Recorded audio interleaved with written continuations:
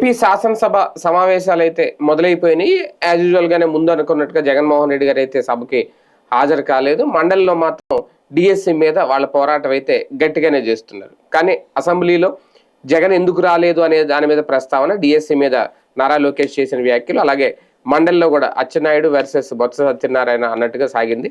ఈరోజు సభ ఇంకా కంటిన్యూ అవుతుంది. ఇదే అంశం మీద చర్చించే ప్రయత్నం చేద్దాం. సార్, ముందు అంటే అసెంబ్లీలో లోకేష్ గారు చెప్పాల్సింది చెప్పేశారు. జగన్ వచ్చి కూర్చుంటే కనుక నేను సమాధానం చెప్తాను, దీని మీద ఇంకా చర్చ అనవసరం అనేది. మండలిలో ఒకసారి ఏం జరిగిందని ఒకసారి వినిపిస్తాను.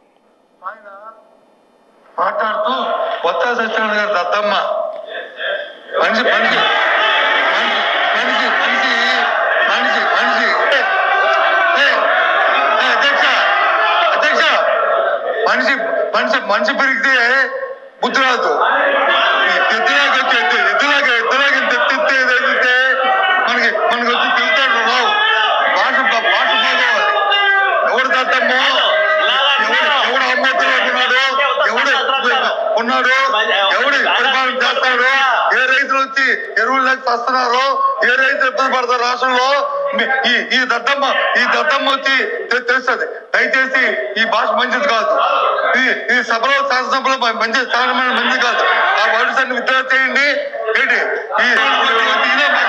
ఎప్పుడు అన్పార్లమెంట్ మాట్లాడచ్చు అధ్యక్ష. మీరు గత ప్రభుత్వంలో విద్యాశాఖ మంత్రిగా ఉండి 5 సంవత్సరాలు 19, 20, 21, 22, 23, 24 అని 5 సంవత్సరాలు లక్షల మంది యువకుల అధ్యక్ష డిఎస్సి పెడతామని చెప్పి ఆశ చూపి డిఎస్సి పెట్టలేదు. ఆ రోజు విద్యాశాఖ మంత్రిగా ఉండి మీ గొడ్డల పార్టీ అధ్యక్షుడిని కనీసం చెప్పలేని వ్యక్తిని ఏమనాలి మీరే చెప్పండి అధ్యక్ష. నేను కట్టుబడి మీరు ఎరువులు అంటున్నారు, వ్యవసాయం అంటారు. దేని మీదైనా ఈ 2 సంవత్సరాల్లో వ్యవసాయ అనుబంధ రంగాలు ఏ శాఖైనా మీ పాలన నా పాలన చర్చించడానికి ఎన్ని రోజులైనా సిద్ధంగా ఉన్నాం. దత్తమ్మ అనేది అన్పార్లమెంట్ అయితే చెప్పండి అధ్యక్ష. దత్తమ్మ అనేది అన్పార్లమెంట్ అయితే చెప్పండి, క్షమాపణ చెప్తాను, నాకేం అభ్యంతరం లేదు. చేత కాని వాళ్ళని దత్తమ్మలు అంటారు. మీరు విద్యాశాఖ మంత్రిగా ఉండి డిఎస్సి మీద చర్చ సందర్భంగా జరిగిన ఇది ఒక చిన్న రగడ సార్, ఇంకా చాలానే జరిగింది. అంటే ఇందులో నాకు డౌట్, అబ్జెక్షన్ ఏం కాదు, మండలికి ఇష్టమైతే మనం ఏం చేస్తాం. కానీ వైసీపీ అనే పదం మానేశారు సార్ కంప్లీట్గా. సభలో ఓకే, బయట అంటే విమర్శలు చేసుకోవచ్చు, ఆరోపణలు చేసుకోవచ్చు, తప్పే లేదు రాజకీయంగా. వైసీపీ అనే పదం మానేసి పదే సభలో కూడా గొడ్డల పార్టీ అని ఈ స్థాయిలో మాట్లాడడం. దద్దమ్మ అనే పదం తప్పేం లేదు, చేతకాని పని చేసిన దద్దమ్మ అంటారు. మీరు 5 ఏళ్ళు విద్యాశాఖ మంత్రిగా ఉండి ఏం చేయలేదు, డిఎస్సి వేయలేదు, మేము వేస్తే మీరు లోపాల. ఎలా చూడాలి ఈ చర్చని? అసలు ఏమైనా ఉందా నైతికత అనేది అక్కడ? ప్రభుత్వానికి సంబంధించి వాళ్ళు ఎదురుదాడి చేయాలనుకుంటున్నప్పుడు ప్రతిపక్షం వ్యూహాత్మకంగా వ్యవహరించడంలో విఫలమవుతుంది. ఇప్పుడు అసెంబ్లీలో అది వీళ్ళకి వల్ల కావట్లేదు, ఓకే వెళ్ళట్లేదు. మండలిలో నువ్వు రైట్ చేయాల్సింది వెంటనే దాని మీద పాయింట్ ఆఫ్ ఆర్డర్ రైట్ చేసి, ఎలాగ నువ్వు గొడ్డలి పార్టీ అంటున్నావు, ఏంటి ప్రాతిపదిక అంటే వాళ్ళు మాట్లాడతారు. గొడ్డలి వివేకానంద రెడ్డి వివేకానంద రెడ్డి మర్డర్ కేసులో జగన్మోహన్ రెడ్డి మీద ఎలాంటి కేసు లేదు, భారతీయ మీద ఎట్లాంటి కేసు లేదు, వైఎస్ఆర్ కాంగ్రెస్ పార్టీ మీద లేదు అసలు కేసు. ఇంకోటి అది కూడా నువ్వు దాంట్లో ఆ లెక్కనైతే గనక ఎన్టీ రామారావు దాన్ని బేస్ చేసుకుని వెన్నుపోటు పార్టీ అని పిలవట్లేదు కదా అక్కడ. కాబట్టి సంస్కారహీనమైన భాష నువ్వు వాడేటట్టయితే కనుక ఇది అన్నటువంటిది వీళ్ళు రైట్ చేయాలి. అది మండలిలో మాట్లాడేటటువంటి సందర్భంలో అయినా శాసనసభలోనైనా సరే రైట్ చేయడం అనేటటువంటిది ఉండాలి. వీళ్ళకి ఆ పాయింట్ టు పాయింట్ క్యాచ్ చేయడం అనేది విఫలమవుతున్నారు. పాయింట్ టు పాయింట్ ఈవెన్ బయట అయినా సరే ఏ ప్రాతిపదికన మీరు అంటున్నారు గొడ్డల పార్టీ అనేటటువంటిది, మీకు సంబంధించి మిమ్మల్ని రాక్షస పార్టీ అనాలా, ఉన్మాద పార్టీ అనాలా? ఎందుకంటే కనబడ్డ వాళ్ళందరినీ కొడుతున్నారు, దొంగ కేసులు పెడుతున్నారు, తప్పుడు కేసులు పెడుతున్నారు. ఈవెన్ చివరికి టీచర్లు వెళ్ళి వినతి పత్రం ఇస్తే గురించి దాని గురించి సస్పెండ్లు చేస్తున్నారు. ఉన్మాద పార్టీ అని మిమ్మల్ని మేము అంటలేదు కదా అనే పదాన్ని అది నిర్మాణాత్మకంగా వీళ్ళు రైట్ చేయాలి. అఫెన్సివ్ అటాక్ తెలుగుదేశం చేస్తున్నప్పుడు దానికి డిఫెన్స్లోనే ఉంటున్నారు, లేదా పట్టించుకోకుండా వదిలేస్తున్నారు తప్పించి టార్గెట్ చేసేటప్పుడు కార్నర్ చేయడం వీళ్ళకి చేత కావట్లేదు. పొలిటికల్లీ రాజకీయ వ్యూహంలో విఫలమవుతుంది వైఎస్ఆర్ కాంగ్రెస్. అది బయట లోపల కూడా రెండు చోట్ల. రెండవది ఇక్కడ ఆయన దద్దమ్మ అన్నాడు. అప్పుడు దద్దమ్మ అంటే అది అన్పార్లమెంటరీ కాదన్నారు కదా. అప్పుడు దద్దమ్మ అచ్చెన్నాయుడు, దద్దమ్మ ఇంకో మంత్రి అని పిలవచ్చా? పిలవచ్చు అంటే పిలుద్దాం ఇక రేపటి నుంచి. అంటే అది సంస్కారహీనమైనటువంటి భాషని సంస్కారవంతమైన భాష కింద ఆయన ప్రొజెక్ట్ చేసుకుంటున్నాడు. ఓకే, ఆయన ఏమన్నారు, అగ్రికల్చర్లో నేను అద్భుతం 2 ఏళ్ళు. పాపం మామిడి రైతులు దృష్టిలో ఇప్పుడు దద్దమ్మ అయినట్ట, పొగాకు రైతుల విషయంలో దద్దమ్మ అయినట్ట, ఆక్వా రైతుల విషయంలో దద్దమ్మ అయినట్ట.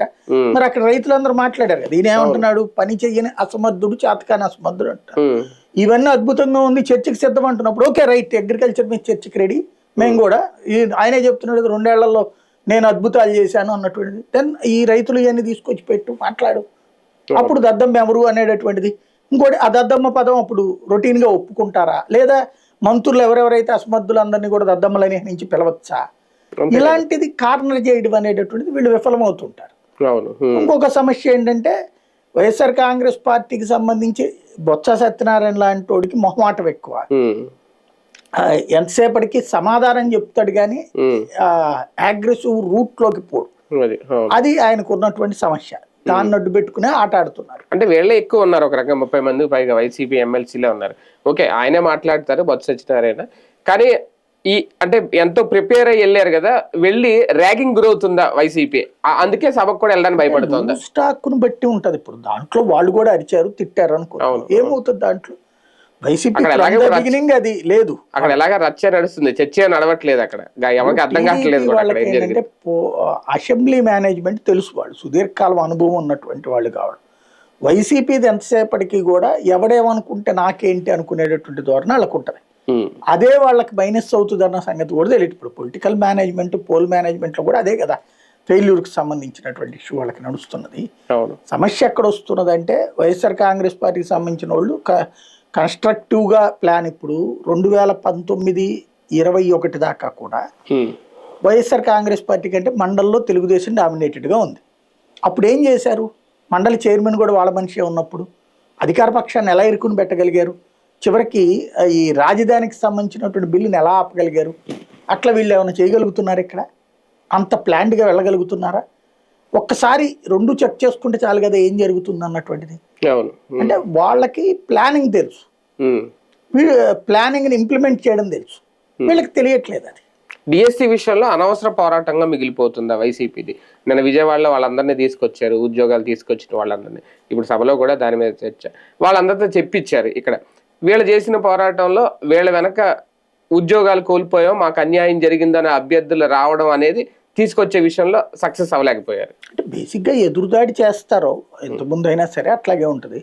ఇప్పుడు డిఎస్సికి సంబంధించిన దాంట్లో వైసీపీ దోనం, వైసీపీ సక్సెస్ అయింది. ఎందుకు ఇప్పుడు ఇంత పెద్ద ఉద్యమాలు చేయించాల్సి వస్తుంది? వీళ్ళు ఎప్పుడైనా ప్రో ఉద్యమాలు జరుగుతాయా ఎక్కడైనా? వాళ్ళందరినీ పిలిచి ఇప్పుడు వాళ్ళందరూ వాళ్ళ సొంతగా వచ్చేస్తారా? టీచర్గా ఉద్యోగాలు చేసుకునే వాళ్ళు సెలవులు ఇచ్చి వాళ్ళకి అక్కడి నుంచి ఇక్కడికి రావడానికి విజయవాడకి వచ్చారు, మన కర్నూలులో బురుజ్ దగ్గర, ఇవన్నీ ఎందుకు చేశారు? వీళ్ళు ఇది రైట్ చేయబట్టినే కదా. ఇప్పటికి కూడా నిర్మాణాత్మక చర్చ జరగకుండా జరుగుతున్న గేమ్ ఒకటే, నిర్మాణాత్మక చర్చ. ఇప్పుడు మిగతా డిఎస్సి అంతా తేడా ఏం కాదు, అవి మామూలుగా నడిచింది. అందులో కూడా ఒక ఇంటర్వ్యూకి ఒకళ్ళనే పిలిచి ఇంకొకళ్ళకి చేసేది తేడా. ఇక్కడ ఒక 2000 ఏమో తేడాలు వచ్చినట్టు. అందులో ప్రధానమైనటువంటి అంశం ఏంటంటే, స్పోర్ట్స్ కోటా కింద ఈ పేకాట లాంటి దానికి ఇచ్చారన్నటువంటి దానికి సమాధానం వీళ్ళు చెప్పలేదు, అడగడం కూడా చేతకాలేదు వీళ్ళకి. ఈ వీళ్ళు కూడా తెలివిగా అరిచేసి కేకలతో దందా చేస్తుండేటప్పటికి వీళ్ళ ట్రాప్లో పడిపోయి, అధికార పక్షపు అరుపుల ట్రాప్లో పడిపోయి ప్రతిపక్షం కూడా ఆ రూట్లోకి పోయింది. కానీ ఇక్కడ కన్స్ట్రక్టివ్ లేదు, చైనీయర్ కూడా లేదు. తెలివి అది వాళ్ళ ఎత్తుగడ ముందు వీళ్ళ వల్ల కాదు, అది బుల్డోజ్ చేయగలుగుతారు. వైసీపీ అధికారంలో ఉండి బుల్డోజ్ చేయలేకపోయింది.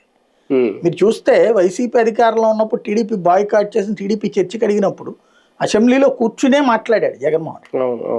వీళ్ళు మాట్లాడుతున్నప్పుడు మాట్లాడిచ్చాడు కూడా, అతను ఆపలేదు. మీరు ఒకసారి గుర్తుకు తెచ్చుకుంటే 5 ఏళ్లలో ముందు టీడీపీ కూడా మాట్లాడాక జగన్ ఆన్సర్ ఇచ్చాక టీడీపీ వాళ్ళు గొడవ చేసి వెళ్ళిపోయాడు బయటికి.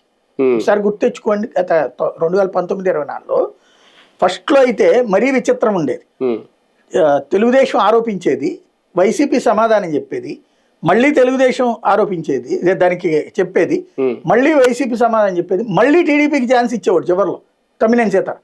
అప్పుడు ఒకసారి జగన్ అడిగాడు, ఏమండి ఇది ఎక్కడ రాజకీయము, ఒకసారి వాళ్ళు మాట్లాడారు మేము సమాధానం చెప్పాం, ఇక అయిపోవాలి, లేదు వాళ్ళు ఇంకో ట్రై చేస్తే చెప్పడం వారు, కానీ ఫైనల్ కంక్లూజన్ వాళ్ళకి ఇస్తున్నారు మీరు ఇదేంటి అన్నాక అప్పుడు ఆగింది. అప్పటిదాకైతే తమ్మినేని సీతారాం ఫైనల్ అంటే ఇప్పుడు ఎప్పుడైనా సరే అధికార పక్షం వాళ్ళ ఏది ప్రతిపక్షం ఆరోపించనివ్వాలి, అయ్యాక అధికార పక్షం సమాధానం చెప్పాలి, దాంట్లో డౌట్స్ని ప్రతిపక్షం రైట్ చేయాలి, దానికి సమాధానం అధికార పక్షం చెప్పాలి, ఇక అక్కడితో క్లోజ్ అయిపోవాలి. ఆ పైన వాడు ధర్నా చేస్తారా బాయ్కాట్ చేస్తారా వాళ్ళు ఇష్టం, అట్లాంటిది ఏదైనా ప్రకటన చేస్తారంటే ఒప్పుకోదు, అప్పుడు దానికి కూడా కౌంటర్ మళ్ళీ ప్రభుత్వం ఇచ్చి క్లోజ్ చేయాలి. ఇది ప్రొసీజర్, మనం దశాబ్దాలుగా చూసినటువంటి ప్రొసీజర్, నేను 30-40 ఏళ్లలో చూసినటువంటి ప్రొసీజర్, 34 ఏళ్లలో నేను చూసిన ప్రొసీజర్ ఇది పర్ఫెక్ట్గా. అసెంబ్లీ నడిచినప్పుడు, పార్లమెంట్ నడిచినప్పుడు, ఇప్పుడు అసెంబ్లీలో అయినా పార్లమెంట్లోనైనా ప్రతిపక్షాలు చేస్తున్న పని వచ్చేటప్పటికి క్లారిటీ ఉండట్ల, అధికార పక్షం వచ్చేటప్పటికి దాన్ని కౌంటర్ చేయడం మీదనే కాన్సన్ట్రేట్ చేస్తుంది తప్పించి క్లారిటీ ఇచ్చే ప్రయత్నం చేయట్లేదు. ఇప్పుడు ఇందులో రావాల్సిన క్లారిటీ ఏంటి, సరే ఆ ప్యాకెట్ కూడా వదిలేద్దాం. మెయిన్ పాయింట్ ఏంటంటే ఒక జీవో స్పోర్ట్స్ కోటా కింద ఇచ్చిన జీవోలో మామూలుగా స్పోర్ట్స్ కోటా మనకి ఇన్ని సంవత్సరాల చరిత్రలో ఈవెన్ చంద్రబాబు గారు ముఖ్యమంత్రిగా ఉన్న, రాజశేఖర రెడ్డి ఉన్న, రోసి ఉన్న, కిరణ్ కుమార్ రెడ్డి ఎవరున్నా సరే ప్రోత్సాహం ఎవరికి ఇస్తారు, అంతర్జాతీయ స్థాయిలో ప్రైజులు కొట్టిన వాళ్ళకి, లేదా పార్టిసిపేషన్ అంతర్జాతీయ స్థాయి దాకా వెళ్ళారంటే ఒప్పుకోవచ్చు. నేషనల్స్ ఈ రెండు ఫస్ట్ పథకాలు వచ్చిన వాళ్ళకి, రెండవది అక్కడ దాకా వెళ్ళి పార్టిసిపేట్ ఐదర్ టాప్ 5లో ఉన్నారా 7లో పార్టిసిపేషన్ అక్కడ దాకా వెళ్ళినప్పుడు, మూడోది వచ్చేటప్పటికి స్టేట్ లెవెల్ ఇంతవరకు ఎలిజిబుల్. వీటిలో ఫస్ట్ ప్రయారిటీ ప్రైజ్ వచ్చినోడు, తర్వాత దాన్ని ఏమంటారు పార్టిసిపెంట్ ఇద్దరు అప్లై చేశారనుకోండి ప్రైజ్ వచ్చినోడికి ఫస్ట్ ఇస్తాం, ఇది రూల్. లేదా మార్కులు మనకి స్పోర్ట్స్కి సంబంధించి ఫస్ట్ డిఎస్సి అయితే రాయాలి, డిఎస్సి రాసి డిఎస్సిలో సెలెక్ట్ అయిన వాళ్ళల్లో స్పోర్ట్స్ కోటా ఇస్తారు, డిఎస్సిలో సెలెక్ట్ అయినటువంటి వాళ్ళల్లో స్పోర్ట్స్ కోటా కింద ఇలా ఇవ్వడం అనేటటువంటిది ప్రొసీజర్. ఇది డిఎస్సిలో రాసిన తర్వాత ఇవ్వాలి, అంతేగాని డిఎస్సి రాయకుండా స్పోర్ట్స్ కోటా అంటే నువ్వు సపరేట్ జీవో పెట్టుకోవాలి.